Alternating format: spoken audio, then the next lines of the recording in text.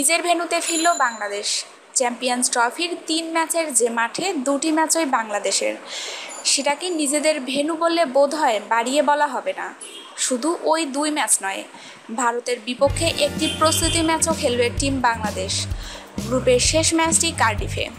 লন্ডনের অভালে বাংলাদেশ গতকাল ফিরে এখানকার পরিবেশ পরিস্থিতির সাথে মানিয়ে নিচ্ছেন।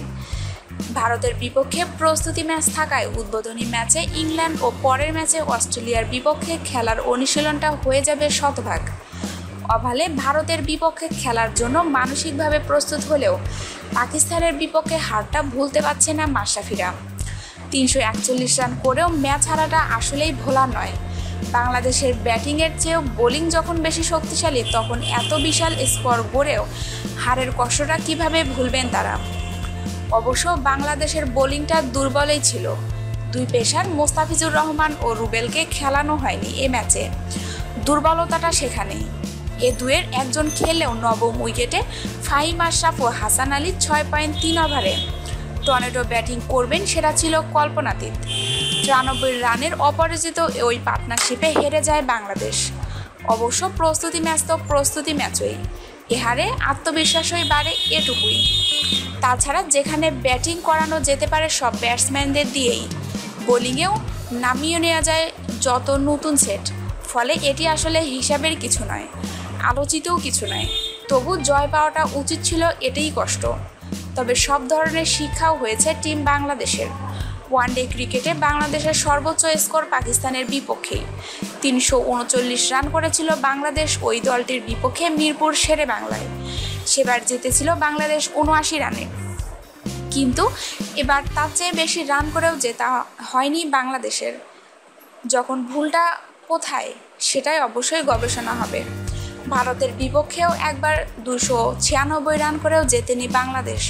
ফলে এগুলো থেকে শিক্ষা নেওয়ার সময় এখন। চ্যাম্পিয়ন্স ট্রফিতে ব্যাটিংয়ে এমন রান হবেই। ম্যাচ জিততে হলে ৩০০-র আশেপাশেই থাকবে স্কোর। ফলে এমন টার্গেট সামনে রেখে ব্যাটিং করতে হবে টিম বাংলাদেশকে। এদিকে ওভালে ভারতের বিপক্ষে ম্যাচটি হবে উত্তেজনাপূর্ণ, হোক না অনুশীলন ম্যাচ, তবুও এর গুরুত্ব রয়েছে, বিশেষ করে ভারত ও বাংলাদেশ দুই দলের ক্ষেত্রেই।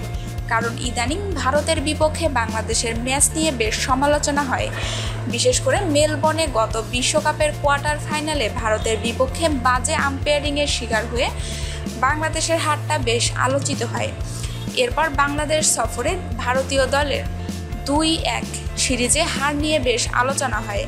চ্যাম্পিয়ন্স ট্রফিতে বাংলাদেশ ও ভারত ২ গ্রুপে। ফলে সেমিফাইনালে না উঠলে আর দেখা হওয়ার সুযোগ নেই, কারণ গ্রুপ পর্বে ভারত পেয়েছে পাকিস্তান, শ্রীলঙ্কা, দক্ষিণ আফ্রিকাকে। তবে এটি ঠিক, পাকিস্তানের বিপক্ষে বাংলাদেশ দল যেভাবেই একাদশ সেট করুক না কেন, ভারতের বিপক্ষে কিন্তু সেরা করবে না। বিশেষ করে ১ জুন চ্যাম্পিয়ন্স ট্রফির উদ্বোধনী ম্যাচে ইংল্যান্ডের বিপক্ষে যে স্পোর্টটা খেলবে, বাংলাদেশের ফাইনাল রিহার্সেল করে নেবেন এ ম্যাচে হাতুড়ি সিংহে। পরীক্ষা নিরীক্ষাটা করবেন বোলিং কোচ কোর্টনি ওয়ালসও। ফলে চ্যাম্পিয়ন্স ট্রফির আগে এ ম্যাচের গুরুত্বটা অনেকটা, এটা বলার অপেক্ষা রাখে না। আমাদের নিউজটি ভালো লাগলে নিউজটি অবশ্যই আপনার বন্ধুদের সাথে শেয়ার করবেন এবং স্পোর্টসের নিত্য নতুন নিউজ পেতে আমাদের চ্যানেলটিকে সাবস্ক্রাইব করে আমাদের সঙ্গেই থাকবেন। ধন্যবাদ সবাইকে।